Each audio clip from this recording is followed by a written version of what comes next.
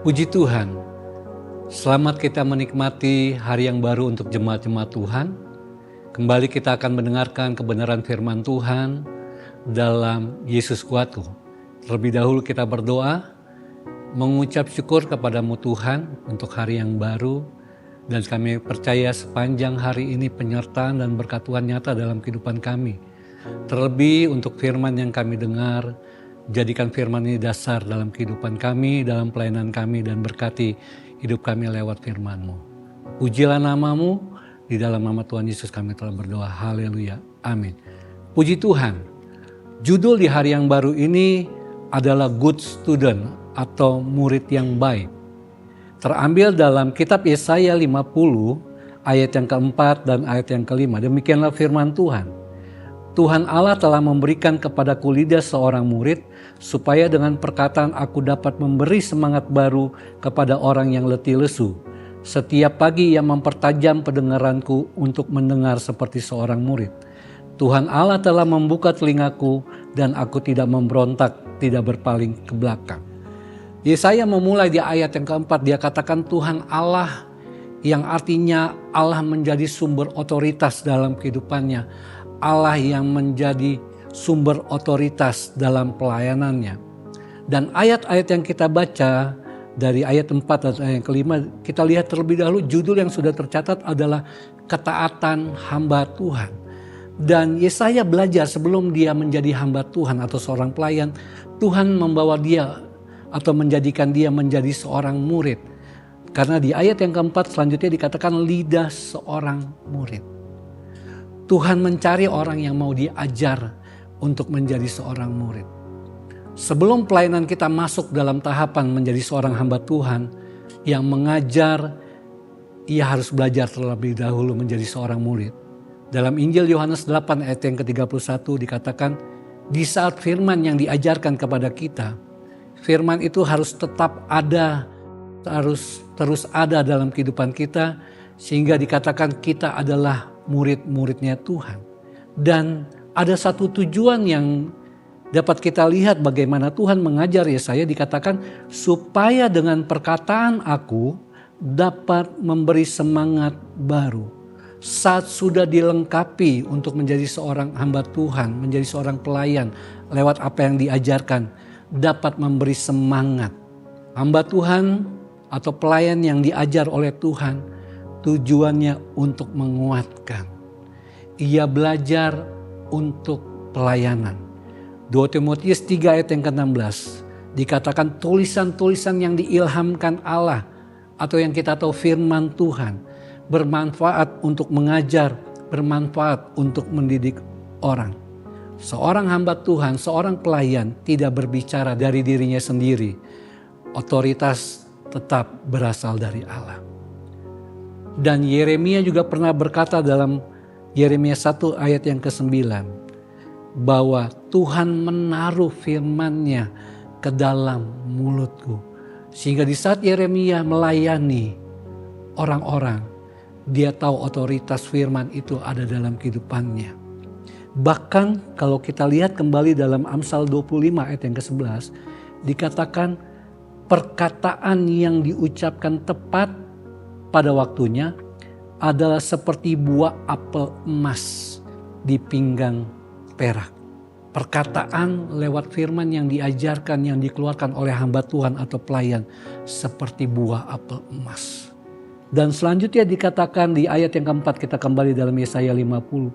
Setiap pagi berbicara di hari yang baru di mana Tuhan kembali membangunkan Yesaya, dan gambaran yang dapat kita lihat bahwa Allah mengajarkan kita satu disiplin rohani yang konsisten, sehingga menjadikan seorang hamba Tuhan, seorang pelayan intim dengan Allah, konsisten nanti dalam apa yang diajarkan oleh Allah. Dan dikatakan selanjutnya ia mempertajam pendengaranku.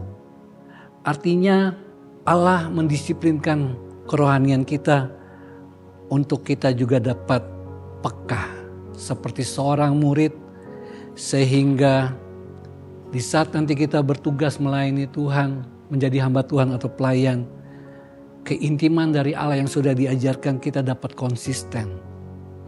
Dan kita masuk dalam ayat yang kelima. Ayat yang kelima kembali Yesaya percaya bahwa Allah yang menjadi sumber otoritasnya. Sehingga dikatakan Tuhan Allah telah membuka telingaku. Membuka telinga artinya Allah mempersiapkan, membuat muridnya siap untuk peka, bahkan kembali untuk taat, diulang lagi untuk menjadi taat. Apa yang diajarkan oleh Allah harus kita jalani dengan ketaatan. Dan Yesaya juga berkata di bagian yang terakhir, dan aku tidak memberontak, tidak berpaling ke belakang. Kata memberontak artinya tidak taat atau tidak patuh. Apa yang Allah sudah ajarkan untuk kita dengar menjadi seorang murid, sehingga Allah mempercayakan menjadi seorang hamba Tuhan atau pelayan, membuat kita harus taat. Kita tidak boleh mundur untuk tidak menjadi tidak taat atau tidak patuh. Karena dalam pelayanan kita yang ke depan, seperti selanjutnya Yesaya katakan, aku tidak memberontak dan tidak berpaling. Artinya ada satu keadaan yang nantinya bisa membuat kita tidak setia, tidak taat. Tetapi Tuhan mau mengajarkan untuk kita setia. Tuhan mau mengajarkan untuk kita teguh hati kita. Karena di ayat yang ke-6 dapat kita melihat Yesaya juga katakan, aku memberi punggungku kepada orang-orang yang memukul aku dan pipiku kepada orang yang mencabut janggutku. Artinya apapun yang Tuhan sudah ajarkan di saat kita menjadi murid, bahkan menjadi hamba Tuhan atau pelayanan, kita diperhadapkan dengan hal-hal yang nantinya kita dapat berpaling dari Tuhan, dari pelayanan, kita dapat memberontak, tidak patuh. Tetapi percayalah seperti Yesaya katakan bahwa dia taat kepada Tuhan. Ibrani 10 ayat yang ke-38 firman Tuhan katakan, tetapi orangku yang benar akan hidup oleh iman, dan apabila ia mengundurkan diri, maka aku tidak berkenan kepadanya. Ingat, di saat Tuhan sudah memilih, mempercayakan, di saat Tuhan mengajarkan kepada kita, jangan sampai kita mundur dari pelayanan kita karena kita tidak siap menghadapi dengan segala kesusahan, kesulitan dalam pelayanan itu. Sehingga Tuhan katakan tadi dalam Ibrani, aku tidak akan berkenan di saat pelayan Tuhan itu mundur. Dan gambaran dari ayat 4 dan ayat yang kelima digenapi secara sempurna dalam pribadi Yesus. Filipi 2 ayat yang ke-7 sampai ayat yang ke-8. Yesus mengambil rupa seorang hamba. Dia belajar dalam memulai pelayanannya. Dia merendahkan diri kepada Allah Bapa. Bahkan dikatakan selanjutnya taat sampai mati. Artinya dia tidak mundur. Dia tetap setia melayani dan dia taat sampai mati. Ibrani 5 ayat yang ke-8 di ayat yang terakhir dikatakan ia belajar menjadi taat dari apa yang telah dideritanya. Seorang hamba Tuhan pelayanan diperhadapkan dengan penderitaan. Tapi jangan sampai kita mundur. Karena ada firman yang menyertai hidup kita. Firman yang menjadi dasar kekuatan kita. Dan firman itu dibentangkan juga dalam pelayanan kita kepada orang-orang lain. Firman itu harus mendatangkan semangat yang baru untuk orang lain. Terpujilah nama Tuhan. Kita akan tutup dalam doa. Bersyukur padamu Tuhan. Firman kembali kami dengar. Dan firman benar-benar menjadi kekuatan dalam hidup kami. Berikan kami kehidupan yang taat seperti seorang murid. Sebelum kami mengambil bagian dalam pelayanan kami menjadi seorang hamba Tuhan atau pelayan di gereja kami masing-masing. Tuhan tolong memberikan kami kesetiaan, memberikan kami ketaatan. Sehingga firman yang kami ajarkan itu mendatangkan semangat buat orang-orang yang mendengarkan firman-Mu. Terpujilah nama-Mu Tuhan. Diberkati setiap jemaat-jemaat Tuhan.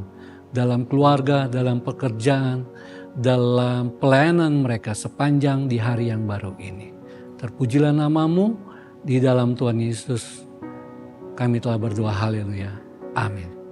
Bersama Yesus, aku kuat.